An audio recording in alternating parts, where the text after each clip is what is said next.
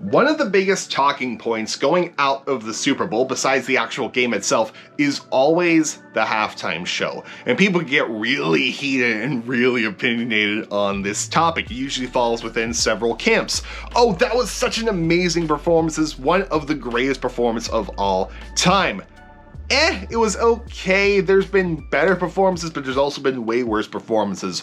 Or that absolutely sucked and was the worst halftime show I've ever seen. And people will argue days, even weeks after the Super Bowl has ended about this topic. But one of the fun things that people do also is speculate who is going to perform at next year's halftime show. Or will it be performers? And if it wasn't Rihanna this year, who should it have been? And of course, people are going to say that their favorite music artists should perform at the halftime show because that's how fan bases work. In the 21 Pilots community, of course, say that 21 Pilots should perform at the halftime show, which I've recently learned people are actually divided on that topic of they would be great or it wouldn't translate well. But I'm here to tell you that it's very unlikely that they would be performing a halftime show at the Super Bowl. Good morning, good afternoon, or good night, depending on when you're watching this. How's it going, guys? First off, hope you're having a good day today. Hope your day's going well and hope it continues to go well. Really, this is a case study about any artist, really. We're just using 21 Pilots because that's the niche community that I kind of fit into. But you could take the same thing and apply it to other artists such as Youngblood, Mute Math, Boy with Uke, Cage the Elephants, NF, so on and so forth. So here's why it's unlikely they'll be performing at the Super Bowl halftime show. Also, if I say field show instead of halftime show, forgive me, force of habit. I was a band kid after all. I guess we should start off by taking a look at how exactly the halftime show performers are picked each and every year. What's that process? Well, in reality, it's kind of a two-step process, a long two-step process, but two-step process indeed, possibly a third step if needed. Here's what it says from the Charlotte Observer. This is back in 2022 for last year's show, and any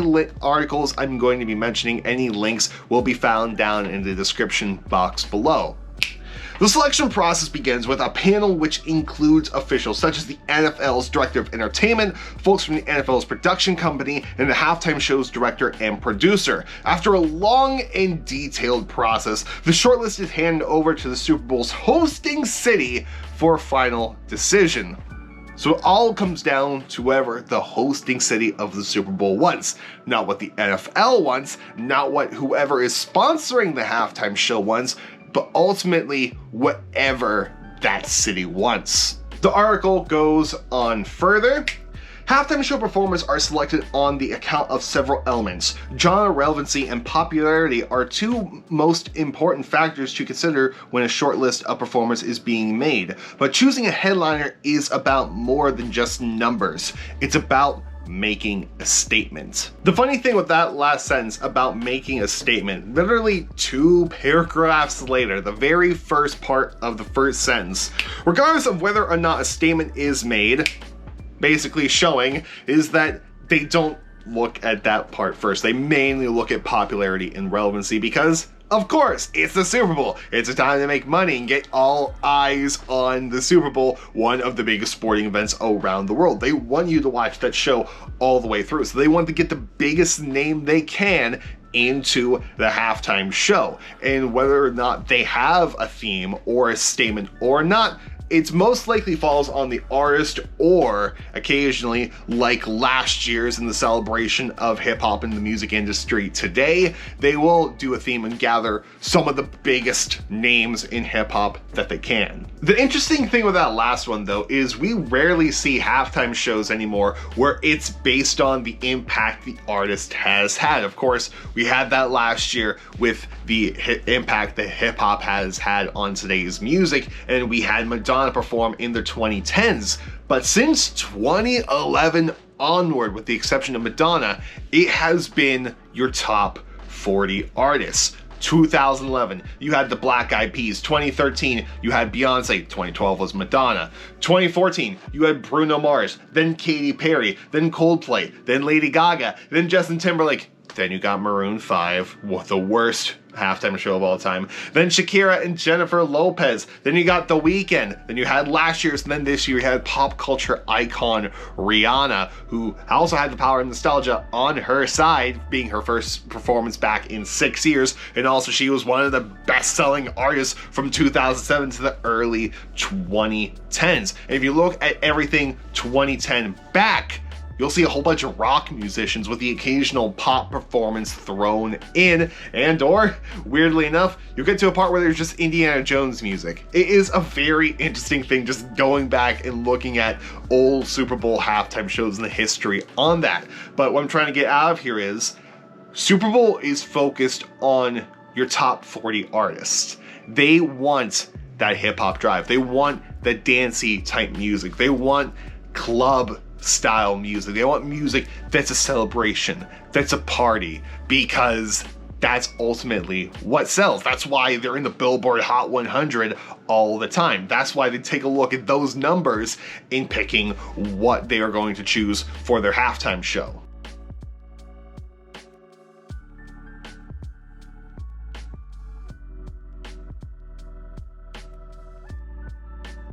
Personally, I'm not a fan of this model, picking the pop artists that you will frequently find in the Billboard Hot 100.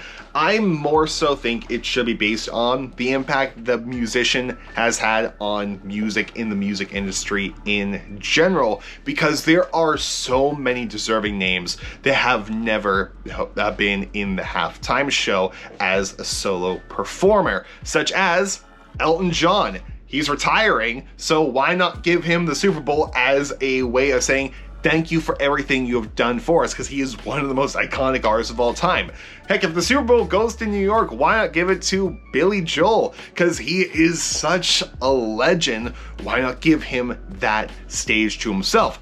It's most likely Super Bowl is going to be coming back to California. Why not give it to Metallica? They are one of the most iconic bands of all time. They are such a pop culture icon band as well, especially with them being in Stranger Things. It would be an absolutely amazing field show, and they definitely deserve that spot. And I can keep going on and on with artists that could possibly do the spot.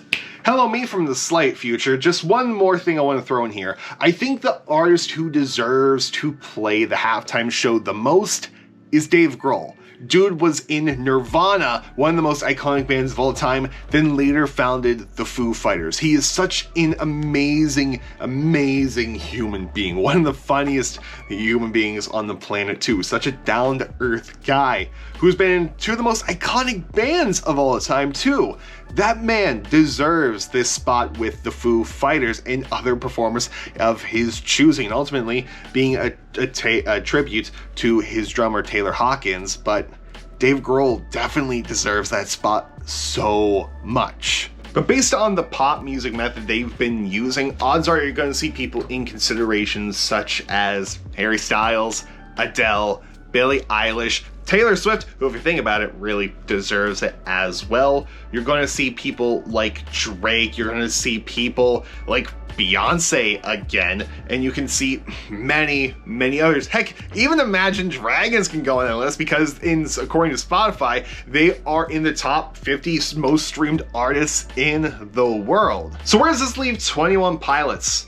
Unfortunately, it leaves them pretty low on the list of performers, just because there are so many other artists that are up for grabs. 21 Pilots really has to fight for it. And unfortunately, if you take a look at the Billboard charts, 21 Pilots, it does not go well, because currently 21 Pilots has only had 3 songs that have cracked the top 10, those songs being Stressed Out, Ride, and Heathens, with 11 songs in their entire discography making it into the Billboard 100, with the latest song being A Level of Concern. And if you're going back one era to the Trench era, the only songs to crack it are Jumpsuit Nico, Niners, In My Blood, Blurry Face era, Fairly Local, Cancer, with of course Stressed Out, Ride, and Heathens being the other ones from that era, and they've had none of their songs make it into that #1 slot. The highest they've gone is 2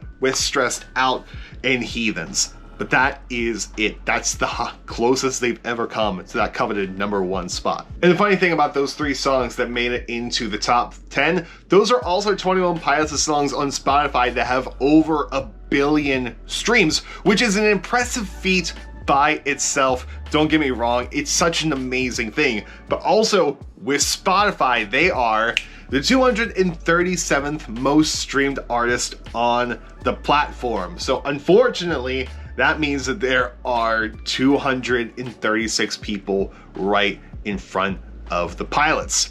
Of course, Spotify, really, it doesn't matter at all in the grand scheme of things. However, in the days of streaming, it's one of the numbers they're going to be looking at in terms of picking what is popular at the current moment. And unfortunately for us, their music isn't what they are looking for. It's not dance clubby music. Of course, I personally, me being a 21 Pilots fanboy, I definitely think 21 Pilots could pull it off if they did get the chance to perform a 15-13 minute slot on a worldwide stage.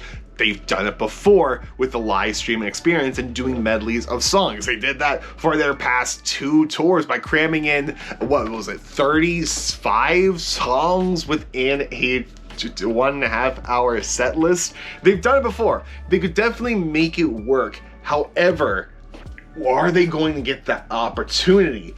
I really want them to, but just thinking about how advertisers think, how big wigs would think, I don't think it's a possibility, because why have an alternative band where you can get Olivia Rodrigo to perform or Dua Lipa featuring Duolingo?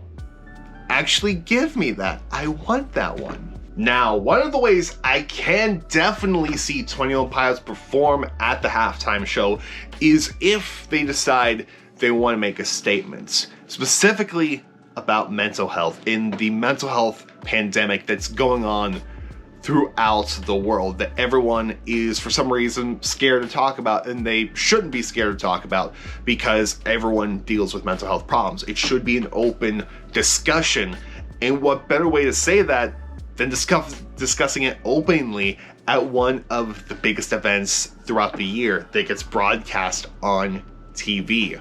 Why not have one of the most iconic performances talk about mental health and address the mental health epidemic that's going on, and have 21 Pilots be at the forefront of that? And of course, you have many other artists perform with them, but 21 Pilots would definitely be the best fit for that category. It's one of the ways I can see them being in the halftime show. Like, that is the way, and I think it would be absolutely amazing. That, or they could possibly mark their way in through being a guest performance of someone throughout the year.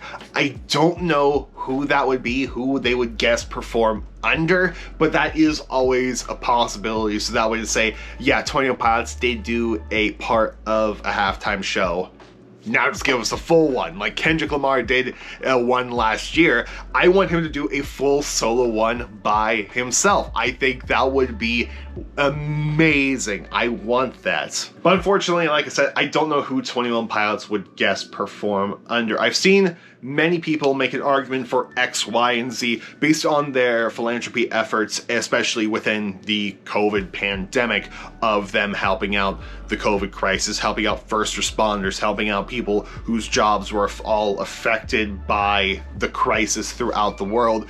Unfortunately, that's not how they go about things, which is really scummy. But hey, you know what? We just want to make some money. Here we go. We'll get this person in. It'll be fine. If it was based on philanthropy, there would be many artists who definitely do deserve it. But let's face it, U2 would probably be performing way more than just that one time. But ultimately, for 21 Pilots to perform at the Super Bowl halftime show, I think they would, at this rate, with them in their selection process, they would have to drastically change how they sound and do way more radio-friendly songs, which their community does not want at all, unless the Super Bowl committee decides, yes, we'll do a mental health themed halftime show to raise mental health awareness 21 Pilots are your people. They are your go-to for that. That is the way that I see them most likely performing at the Super Bowl, if they ever perform at the Super Bowl. If not, let them go on for years. Let them become one of the most iconic bands of the current day. So that way, based off of the legacy they leave behind alone, they can go into that spot. They can go into Super Bowl based off of how iconic they are. Those are the ways I see it right now, in which, yes, you could view it as a very pessimistic attitude towards it, but I want it to happen one of these days. I think they could make it work out. It's something I want. It is something I want. Unfortunately, with just the way the Super Bowl is ran and they pick their artists and how they want to come across, I don't think it's a possibility unless they do that mental health performance, which, give me it.